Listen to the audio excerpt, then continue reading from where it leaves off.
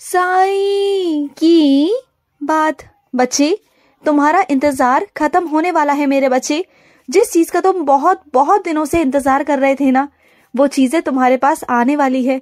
तुम्हारे पास आएंगी, अपने आप आएंगी। तुमने बहुत इंतजार किया ना, बहुत सबूरी रखी है, तो अब वो सारी चीजें तुम्हारे पास आने वाली है मेरे बच्चे। कोई नहीं रोक सकता। तुम्हारी किस्मत में मैंने लिख दिया था, अब तुम्हारी किस्मत ही तुम्हें देगी, तुम देखना। और तुम्हारी भक्ति में इतनी वृद्धि हुई है ना कि तुम मेरे इतने करीब आ चुके हो, मेरे बच्चे बन चुके हो तुम। इतना प्यार करता हूँ तुम्हें। मेरे स्वरूप के दर्शन तो हजारों करोड़ों बच्चे करते हैं, हजारों करोड़ों बच्चे, लेकिन मेरे स्वरूप को देखकर साक्षात मेरे दर्शन करना, ये हर किसी की बस की बात है ही नहीं, हो ही नहीं सकता। क्योंकि मेरे समाधि मंदिर में हजारों लाखों लोग आते हैं जो मेरे हर दिन दर्शन करते हैं, मेरी कृपा प्राप्त करते हैं, लेकिन उनकी इच्छाएं तो पूरी करता हूं मैं, लेकिन उन्हें साक्षात दर्शन नहीं मिल पाते। वो किसी किसी को ही मिल पाते हैं जिनके अंदर भक्ति होती है ना, भाव होता है सच्चे मन से। वो सिर्फ मेरी पूजा करने आते हैं, मेरा ध्यान करने आते हैं, मेरे दर्शन करने आते हैं, सिर्फ अपने बाबा से मिलने आते हैं।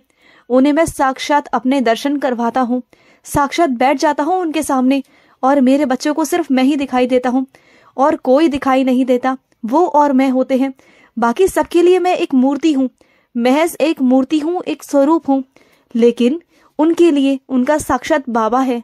और सुनो मेरे बच्चे, छुट्टियों में जा रहे हो, छुट्टियां मनाने जा रहे हो ना, तो अच्छे से जाना, अच्छे से घूमना फिरना, लेकिन ये मत सोचना कि मैं बाबा की साईं सा चरित्र नहीं पढ़ पा रहा या बाबा का पूजा पाठ नहीं कर पा रहा, ऐसी कोई भी बात नहीं। घूमना फिरना, प्रकृति में घूमना, ये भी मेरी पूजा ही है, ये भी मेरी सेवा ही है।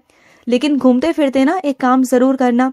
अगर तुम्हें रास्ते में कोई जरूरतमंद दिख जाए, कोई मेरा बच्चा दिख जाए जो भूखा हो, जो ठंड से कपकपा रहा हो, या कुछ भी मेरे बच्चे, तुम जिसकी जिस तरह से भी सहायता कर सकते हो, तुम्हारी जो भी सक्षमता हो, जो भी तुम जैसे करना चाहो ना, तुम वैसे करना, तुम्हें पूरी पूरी छूट है। लेकिन मेरे बच्चे की मदद जरूर करना। अगर तुम ऐसा करोगे ना, तो ये समझना कि तुमने जो बाबा का पाठ पूजा नहीं की ना, वो उसकी भरपाई मैं वहीं से करवा दूंगा। वो आशीर्वाद तुम्हें वैसे ही मिल जाएगा। और मेरा नाम जाप करते रहना, रास्ते में तुम्हारी रक्षा होती रहेगी। और सुनो, जो बात तुम बहुत प्यार से और शांति से कह सकते हो, समझा सकते हो सामने वाले को, अगर सामने वाला ज्यादा चिल्ला रहा है, ज्यादा गुस्से में है, उस वक्त अगर तुम भी चिल्ला चिल्ला कर बातें करोगे, समझाने की कोशिश करोगे ना, तो कभी जिंदगी में उसे समझा नहीं पाओगे जो तुम समझाना चाहते हो। हर बात को कहने का एक तरीका है, एक समय है, शब्द है। जिन शब्दों का तुम इस्तेमाल नहीं करते हो, वो शब्द तुम ऐसे कहते हो कि सामने वाले के ना चुभ जाए, इस तरीके से। बल्कि अगर तुम अपने शब्दों को तोड़ मरोड़ के बहुत प्यार से, विनम्रता से उन्हें कहने की कोशिश करोगे ना, समझाने की कोशिश करोगे, तो अगर कोई पत्थर भी होगा ना, तो वो भी पिघल जाएगा, उसमें मेरा आशीर्वाद भी रहेगा। अगर तुम भी चिल्लाओगे और वो भी चिल्लाएंगे, तो फिर कहाँ से बात बनेगी, बल्कि बात तो बिगड़ जाएगी। ना वो समझेंगे ना तुम समझोगे, और फिर इसका एक ही अंत है, रिश्ता खत्म। रिश्ता खत्म हो जाता है मेरे बच्चे। फिर तुम चाहो भी ना जोड़ना, तो उसमें गांठें पड़ जाती हैं। तो रिश्ता संभालना तुम्हारे हाथ में है। देखो, सामने वाला कभी नहीं समझेगा, क्योंकि वो शुरू से ही ऐसा है, उसके संस्कार ही ऐसे हैं, उसकी परवरिश ऐसी है। लेकिन तुम्हें समझना है, तुम मेरे बच्चे हो, तुम्हें शांति पूर्वक काम लेना चाहिए। मेरा फर्ज है तुम्हें समझाना, क्योंकि तुम मेरे बच्चे हो। मैं तुम्हें कुछ गलत नहीं करने दे सकता अपने साथ, अपने जिंदगी के साथ। और एक बात कहूँ तुमसे, अगर जिंदगी में कभी दुख आते हैं ना, तो कभी किसी की बद्दुआ से नहीं आते। तुम्हें ऐसा कभी कभी वहम लगता है ना कि उसने तुम्हें बद्दुआ दी थी, इस वजह से तुम्हारे साथ में ऐसा हो रहा है, वैसा हो रहा है, तो ऐसा कुछ भी नहीं है मेरे बच्चे। जो हमारे साथ गलत होता है ना, जो भी हमारे साथ हो रहा है, जो भी हम अपने कर्म भोग रहे हैं, वो सब हमारे कर्म है। हमें लगता है कि हमने इस जन्म में तो कुछ किया ही नहीं है, वो तो मुझे उसने बद्दुआ दी इसलिए ऐसा हो रहा है, पर ऐसा नहीं है मेरे बच्चे। ये हमारे खुद के कर्म है, हमारे पिछले जन्म के कर्म, जो हमें इस जन्म में भोगने पड़ रहे हैं। और उसके बावजूद भी अगर तुम फिर भी गुस्सा करोगे, फिर भी दूसरों को दोष दोगे ना, तो फिर तुम्हारे और कर्म जुड़ जाएंगे, बुरे कर्म। फिर कैसे अपने पिछले कर्मों को काट पाओगे। बल्कि अगर तुम्हारे पिछले कर्म बुरे हैं ना, तो ऊपर वाले का शुक्र करो और उनके चरणों में जुड़ जाओ। उनसे कहो कि हे ईश्वर, मुझे अपने चरणों में जगह दो, मेरी गलतियों को माफ करो, मेरे से बहुत गलतियां हुई हैं, मैं जैसा भी हूँ मैं आपका हूँ, चाहे मैं अच्छा हूँ बुरा हूँ, मेरे गलतियों को, मेरे पापों को काटो। इस तरीके से तुम कहो ना ईश्वर से, कहो मुझसे, मैं करूंगा हर एक चीज पूरी। पर दूसरों को दोष देना कि उसने तुम्हें बद्दुआ दी, इस वजह से तुम्हारे साथ ऐसा हो रहा है।